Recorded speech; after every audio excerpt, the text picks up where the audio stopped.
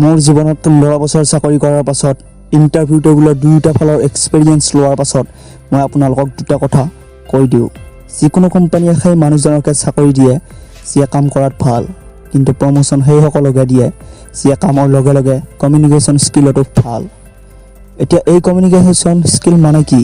মোৰ মতে communication skill মানে সহজভাৱে যিকোনো মানুহকে নিজৰ কথাৰে নিজৰ ফেন বনাই লোৱা শক্তি, পাগল বনাই দিয়া কলা, যিকোনো মানুহকে কথাৰে ইমপ্ৰেছ কৰি দিয়াৰ কোৱালিটিকে কমিউনিকেশ্যন স্কিল বোলা হয়।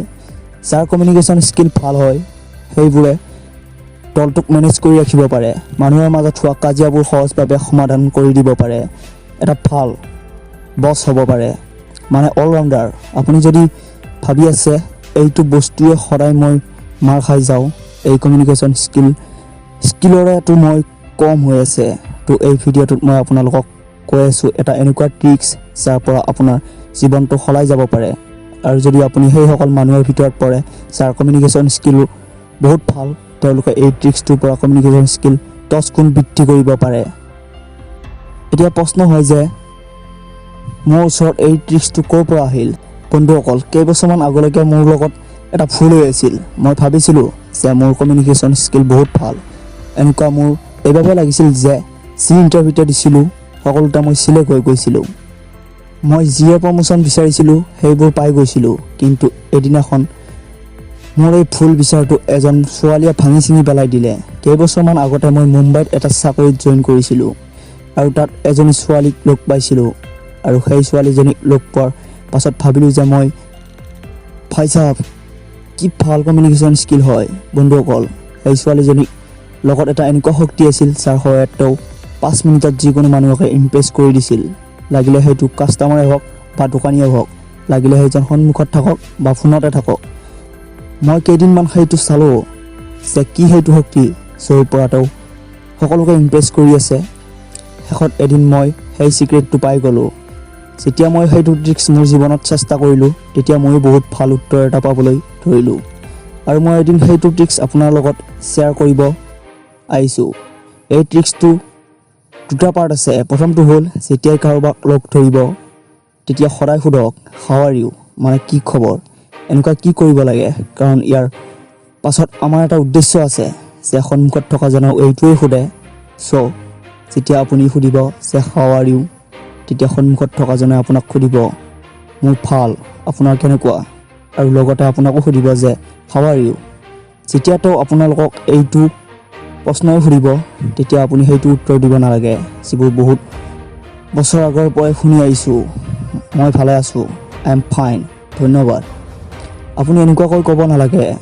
ইয়াত আহিব আমাৰ ট্ৰিক্সটোৰ পাৰ্ট 2। কি খবৰৰ উত্তৰত আপুনি যিকোনো এটা এনেকুৱা কথা কৈ দিয়ক যাক আপুনি ব্যাখ্যা কৰি ক'বলগীয়া হয়। আপোনাক এটা উদাহৰণে বুজাওক। মানি লওক যে আপোনাক কোনোবাই সুধিলে যে কি খবৰ আপোনাৰ, আপুনি উত্তৰ দিয়ক যে আজিতো মই বহুত ভাগৰি আছোঁ। এনেকুৱাকৈ কোৱাৰ পাছত সন্মুখত থকা মানুহজনৰ মুখত এটা প্ৰশ্ন আহিব যে কি হ'ল, কিয় ভাগৰি আছা? তাৰ পাছত উত্তৰ দিয়ক যে আচলতে কালি ৰাতি এটা বন্ধু আহি গ'ল, তো মই তাৰ লগত ঘূৰিবলৈ ৰংঘৰলৈ গ'লোঁ। এইটো ক'ব লাগিব যে ৰাতি ৰংঘৰ দেখিবলৈ বহুত ভাল লাগে।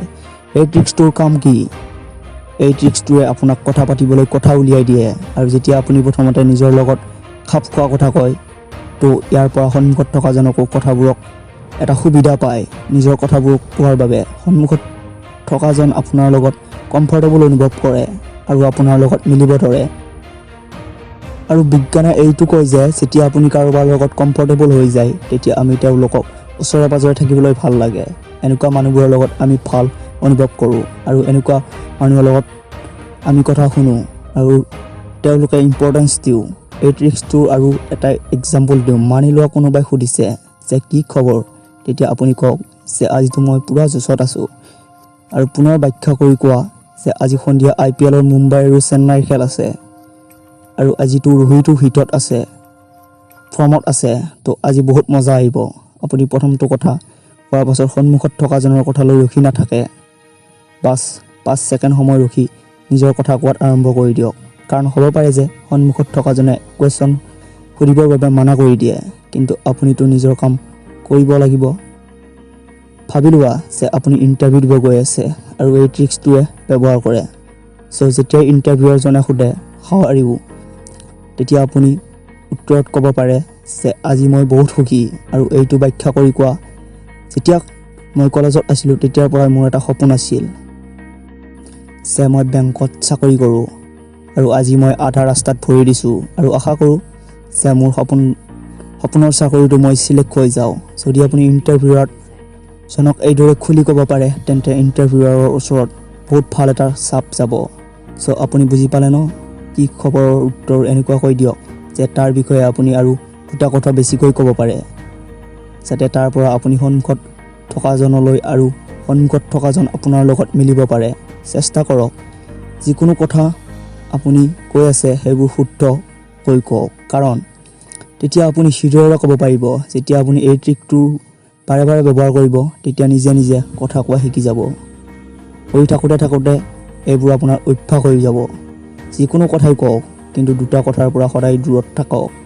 ৰিলিজিয়ন মানে ধৰ্ম আৰু পলিটিক্স মানে ৰাজনীতি, এই দুটা বস্তুৰ ওপৰত মানুহৰ ধাৰণাবোৰ বেলেগ বেলেগ, আৰু কথাবোৰৰ মাজত বহুত পাৰ্থক্যও থাকিব পাৰে। যেতিয়া আপুনি ইমানখিনি প্ৰেক্টিচ হৈ যায় যে কেনেকুৱা ধৰণৰ কথাবোৰ আপুনি পাতিব পাৰে, কেনেকুৱা ধৰণৰ কথাবোৰ মানুহে ৰেছপন্স দিয়ে, তাৰ পাছত আপুনিতো নেক্সট লেভেলৰ প্ৰেক্টিচ কৰিব যাতে কথাবোৰ এটা প্ৰশ্নত শেষ হয়। যেনেকৈ প্ৰথম উদাহৰণটোত মই কৈছিলোঁ যে আজিতো মই বহুত ভাগৰি পৰিছোঁ, কালি ৰাতি মোৰ বন্ধু আহি গৈছিল আৰু তাৰ পাছত মই ঘূৰিব ৰংঘৰলৈ গ'লোঁ। এইটো ক'ব লাগিব যে ৰংঘৰ ৰাতি দেখাত বহুত ভাল লাগে, আৰু মই কথাটো আপুনি এটা প্ৰশ্নত শেষ কৰিব পাৰে যে আপুনিতো দেখিছেই ৰাতি ৰংঘৰ কেনেকুৱা লাগে। এই ট্ৰিক্সটো 100% কাম কৰিব।